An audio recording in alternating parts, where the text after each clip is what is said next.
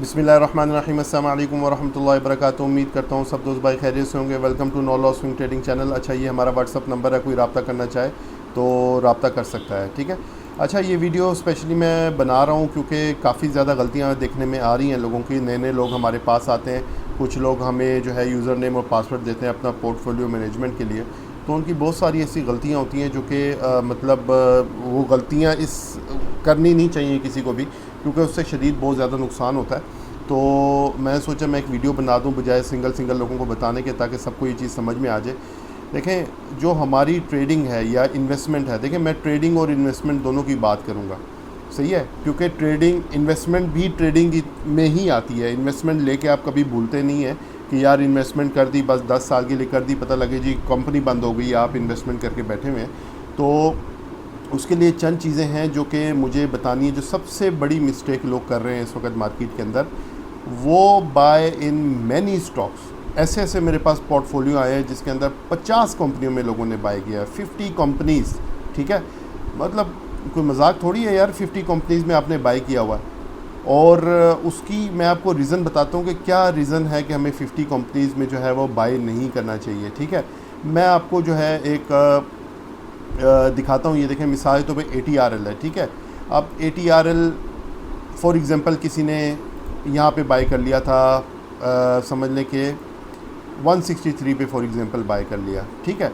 अब वो यहाँ से नीचे चला गया, वापस ऊपर आया, ठीक है, फिर दोबारा नीचे गया, अब वापस ऊपर आ रहा है, यहाँ पे दोबारा 163 पे आया।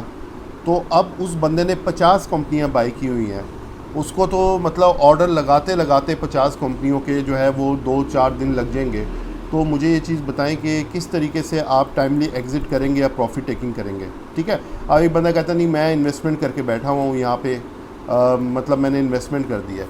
भाईजान, आपको किसने ये चीज़ बताई है कि क्या ये वापस 200 पे जाएगा, 250 पे जाएगा? हो सकता है हमारे मुल्क के हालात मज़ीद ख़राब हों और ये जो है मतलब 100 पे आ जाए। और मतलब ज़्यादा कंपनियों के अंदर इन्वेस्ट करके बैठ जाना, ठीक है, तो आप लोग ना तो कभी प्रॉफिट बना सकते हैं, ना आप उसको मैनेज कर सकते हैं। मिसाल के तौर पे एक कंपनी है, उसकी रिज़ल्ट आया कि वो लॉस पे चली गई है। जैसे कि अभी रिसेंटली फूड कंपनीज़ हैं, ट्रीट आप देख लें, ठीक है, ट्रीट हो गया, या इसके अलावा एक और फूड की कंपनी थी, पता नहीं मेरे नाम से, MFFL शायद, मैं आपको दिखाता हूँ ये, ठीक है। ये आप देखें ज़रा, इसकी मैं आपको एग्जांपल देता हूँ। ये देखें, ये कहाँ से नीचे आ रहा है।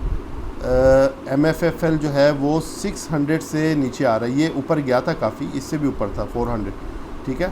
तो अब बंदे ने 50 कंपनी में इन्वेस्टमेंट की हुई है, उसको तो पता ही नहीं है कि वो कहाँ पे आ गए, 81 पे आ गए। ये देखें, मतलब मैंने ऐसा भी पोर्टफोलियो देखा कि ये भी बाय हुआ था, इसलिए मुझे समझ में, मतलब मैंने बेहतर समझा कि मैं वीडियो बना लूँ इसकी। 81 पे आ गए। आप उसको तो वॉच ही नहीं कर सकते, आप किस किस कंपनियों को डेली वॉच करेंगे बैठ के। अच्छा, अब दूसरी जो गलती करते हैं कुछ लोग ऐसे हैं कि उन्होंने एक ही स्टॉक में सारा बाय किया हुआ है, ठीक है, बाय इन वन स्टॉक, यानी उन्होंने सिर्फ एक ही कंपनी के अंदर सारा ट्रेडिंग करने के लिए सारा कुछ एक ही में जमा किया हुआ है और सारा ही माशाल्लाह से फंसा हुआ है, ठीक है। ये भी बहुत बड़ी गलती है, इसको भी आपने नहीं करना। देखें, आपने जो बाइंग करनी होती है वो, अगर आप समझ लें कि मैक्सिमम बाय इन मैंने कितने स्टॉक्स में आपने बाय करना है, मैक्सिमम आपके मैक्सिमम, यानी अगर हर सेक्टर से अगर आप ले लें तो 8 आपके होने चाहिए, इससे ज़्यादा नहीं होने चाहिए। मसलन टेक्नोलॉजी हो गया, सीमेंट हो गया, हर जो सेक्टर से जो है वो डिफरेंट एक एक अच्छा ले लें। और ये कि उन स्टॉक्स में इन्वेस्टमेंट की जाती है जो जिसमें ट्रेडिंग हो रही है, जिसमें वॉल्यूम ज़्यादा है। अच्छा, ऐसे ऐसे स्टॉक हैं लोगों के पास कि उसके अंदर ना कोई बायर होता है ना कोई सेलर होता है, पता नहीं कितने साल से लेके बैठे हुए हैं, 8 महीने से लेके बैठे हैं, ना कोई सेल कर रहा है ना कोई बाय करने वाला है। वो खड़ा हुआ, उसका डिविडेंड आता जा रहा है और कभी डिविडेंड नहीं आ रहा, वो नीचे भी आ रहा है। तो ऐसी चीज़ें नहीं आप लोगों ने करनी, ठीक है। और उसके बाद फिर आपने एक स्टॉक के अंदर कभी भी बाय नहीं करना। आपके पास जो है मिनिमम जो होने चाहिए आपके, वो आपके पास बेशक 1 लाख है या 4 लाख है या 10 लाख है, तो आपके 5 से 8, ठीक है, या 4 से आप 8 कर लें, कोई इशू नहीं है। आप 4 से 8, आपकी स्टडी होनी चाहिए कि कौन कौन सा स्क्रिप्ट है, किस में वॉल्यूम ज़्यादा होता है, जिसमें हम लोग एग्ज़िट भी कर सकते हैं, जिसमें हम ट्रेड भी कर सकते हैं, नीचे से ख़रीद के ऊपर भेज भी सकते हैं, ठीक है। और अगर कोई बैड न्यूज़ आ जाए तो हम निकल भी सकें उससे। तो अच्छा, अब इसके बाद हमारा एक आ जाता है कि बाय इन वन सेक्टर। अब कुछ लोग क्या करते हैं, सारे सीमेंट्स के जो है वो उठाए हुए हैं उन लोगों ने, फ्लाइंग भी उठाया हुआ है और DJKC भी उन्होंने उठाया हुआ है, MLCF भी उन्होंने उठाया हुआ है, और जिनसे जवाब मांगो तो वो आगे से कहते हैं कि भाई कोई भी पहले ऊपर चला जाएगा हम और वो कई दफ़ा ऊपर गए, वो बेच ही नहीं सकते, उनको पता ही नहीं होता इतना टाइम आप कहाँ से लगाएंगे। सही है कि किसको क्या क्या देखेंगे, और अगर जब वो गिरते हैं सारे एक साथ गिर जाते हैं। तो एक सेक्टर में भी बिल्कुल आपको बाय नहीं करना चाहिए, आपको डिफरेंट सेक्टर्स में जो है वो आपको बाय करना चाहिए। एक टेक्नोलॉजी सेक्टर है, सीमेंट सेक्टर है, हमारा रिफाइनरी सेक्टर है, हमारा ऑयल सेक्टर है, फूड सेक्टर है। सब सेक्टर्स में जो है ना, मतलब आपने अच्छे अच्छे ट्रेडिंग स्टॉक्स जो है वो सिलेक्ट करने होते हैं। ठीक है। अच्छा, अब इसके बाद एक और सबसे बड़ी गलती, up to date with news. ठीक है, आप लोग न्यूज़ ना मुल्क की देखते हैं, ना आप करंट सिचुएशन देखते हैं।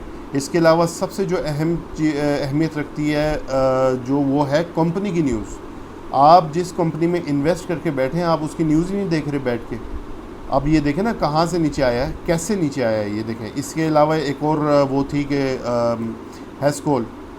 अच्छा, हेस्कोल वाले भी क्या नाम है, उसमें फ़्रॉड का कोई केस आया था, लोग बैठे रहे, अभी तक फंसे हैं, और कुछ बंदों को मैं जानता हूँ जिनको अल्लाह माफ़ करे हार्ट अटैक भी आ गया था, इतना नुकसान हुआ उनका, जमा पूंजी सारी निकल गई। ठीक है। अभी देखें इस कंपनी की, ये पहले अगर आप देखें तो ये पहले कंपनी लॉस पे आई है, यहाँ से इधर से गिरना शुरू हुई है। उसके बाद आप देखें मज़ीद लॉस पे आई है, मज़ीद गिरी है, फिर एक और आई है, मज़ीद लॉस बढ़ गया। देख रहे हैं आप ये -84। तो ये आप चीज़ें आप चेक ही नहीं कर रहे हैं बैठे हुए कि हो क्या रहा है आपके स्टॉक के साथ। आप इन्वेस्टमेंट करके बैठे हैं अल्लाह अल्लाह अल्लाह करके के, और पता लगे जी अगले की वो अगला आ गया 2-3 रुपये पे आके खड़ा हो गया, फिर तो आप मतलब पछताएंगे। अच्छा, इसके बाद होते हैं हमारा फ़ियर एंड ग्रीड। ठीक है। फ़ियर क्या होता है, फ़ियर में बहुत ज़्यादा चीज़ें आती हैं, मैं उसके लिए इंशाल्लाह एक अलग से वीडियो बनाऊँगा। अब फ़ियर और ग्रीड में क्या होता है, अब मैं ये, आप इसकी मिसाल ले लें। अच्छा, मैंने बंदे से पूछा कि यार आपने 400 पे बाई किया था, तो आपको पता चला कि 300 पे आ गया, तो आप क्यों नहीं निकले? कहता है कि उसका जवाब ये था कि यार मेरा लॉस बहुत ज़्यादा आ रहा था, तो मुझे बहुत डर था कि ये जो है ना, मतलब ऊपर चला जाएगा, यहाँ से ठीक हो जाएगा, इससे नीचे नहीं जाएगा। अच्छा, उस बंदे ने उधार किसी से लिया हुआ था। कहता है मैं इसी तरह घबराता रहा कि लॉस नहीं बुक करना। ये भी ग्रीड है और फियर, दोनों चीज़ें इसमें आ रही हैं। ग्रीड एंड फियर के यार लॉस हो रहा है। अगर आप बंदा यहाँ, वो भी बंदा यहाँ पे लॉस बुक कर लेता, तो आज ये कहाँ पे उसको मिल रहा है, और ये भी मज़ीद नीचे जाएगा, इससे भी नीचे जाएगा, 40, 30, 20 तक जाएगा ये।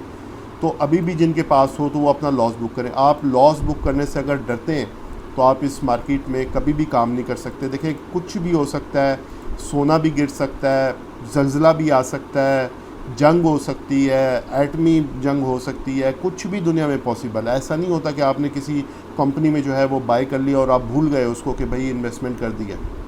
अब बड़ी बड़ी कंपनीज़ लॉस पे आ जाती हैं, कंपनीज़ बंद हो जाती हैं, फ्रॉड हो जाते हैं उनके साथ, समझ रहे। तो ये चीज़ जो है ना, मेन एक और चीज़ अहमियत रखती है कि अब मसलन मैं उन किसी को बोलता हूँ यार ये चीज़ आप बेच दें, वो कहता है नहीं बहुत लॉस हो रहा। भाई क्यों लॉस हो रहा है तो करें आप लॉस। 180 पे नेट सोल बाई किया हुआ है बंदों ने, कितनी दफ़ा वो आया है 110 पे गया, फिर उससे 80 पे आता है, फिर 110 पे जाता है, फिर 80 पे आता है। भाई आप क्यों लेके बैठे हुए? आप उसको, तो पहले ये था कि आपको एक लेवल होना चाहिए, आप उसको सेल कर देते, और अगर सेल नहीं भी किया, आप नया लेवल बना दे तो 110 पे सेल करके रीबाई करते नीचे से।